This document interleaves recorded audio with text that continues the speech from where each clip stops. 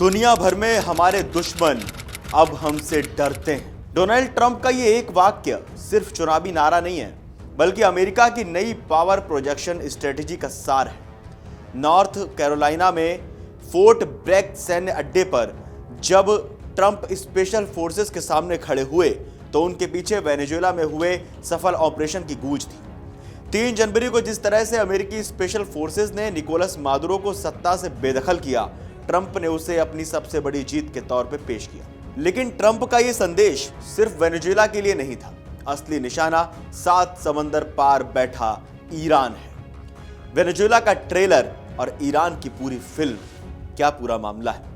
Trump ने साफ कर दिया कि वेनेजुएला में जो हुआ वो दुनिया के हर उस देश के लिए केस स्टडी है जो अमेरिका को चुनौती देता है। ट्रंप का नैरेटिव सीधा है, अगर हम कैरेबियन में मादुरो का तख्ता पलट कर सकते हैं तो हम मिडिल ईस्ट में भी किसी को नहीं छोड़ेंगे। वेनेजुएला ऑपरेशन की सफलता को ट्रंप ने एक खौफ की तरह इस्तेमाल किया है ताकि ईरान जैसे देशों को मेज पर बातचीत के लिए मजबूर किया जा सके। समंदर में बारूद की गंध, 2 सुपर कैरियर का घेराव। ईरान के खिलाफ सिर्फ जुबानी जंग नहीं चल रही, बल्कि समंदर में लोहे और बारूद की दीवार खड़ी की जा रही है। यूएसएस अब्राहम लिंकन पहले से ही अरब सागर में तैनात है।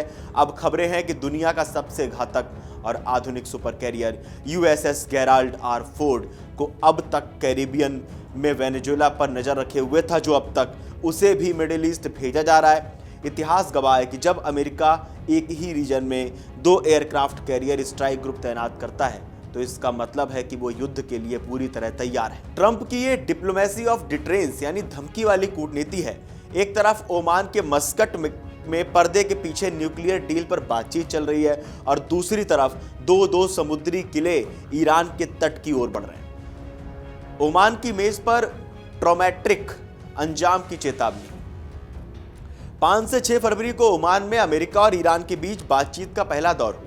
ट्रंप जानते हैं कि ईरान की अर्थव्यवस्था दबाव में है, इसलिए उन्होंने गाजर और छड़ी की नीति अपनाई।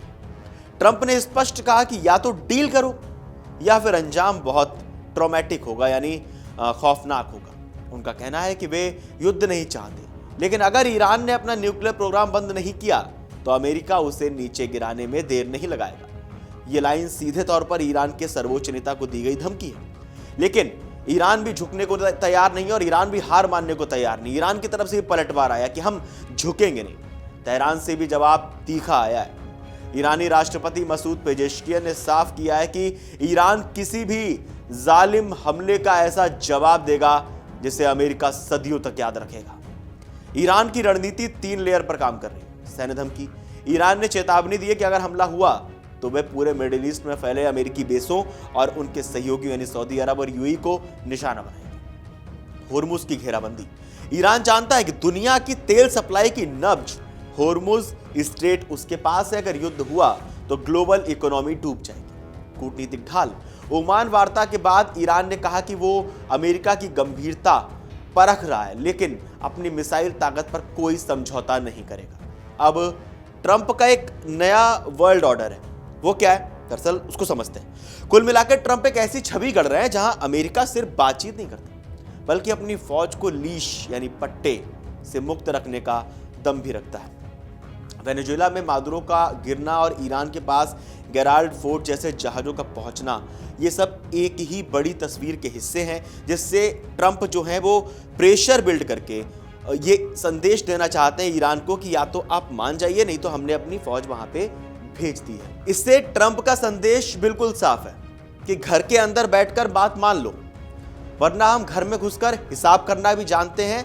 नहीं तो आप इतना प्रेशर ट्रंप बिल्ड कर देंगे कि या तो वो टूट जाए या फिर लड़ाई लड़ ले। अब देखना यह है कि क्या ईरान इस दबाव में टूटता है या फिर खाड़ी का पानी आने वाले दिनों में और खौलने वाला है। आप लोगों को क्या लगता है हमें कमेंट बॉक्स में जरूर बताएं और देश और दुनिया की तमाम बड़ी खबरें जानने के लिए देखते रहिए अमर उजाला। अगर आप ये वीडियो YouTube पर देख रहे हैं तो हमारे चैनल को सब्सक्राइब कर बेल आइकन दबाएं और Facebook पर देख रहे हैं तो हमारे पेज को लाइक करें।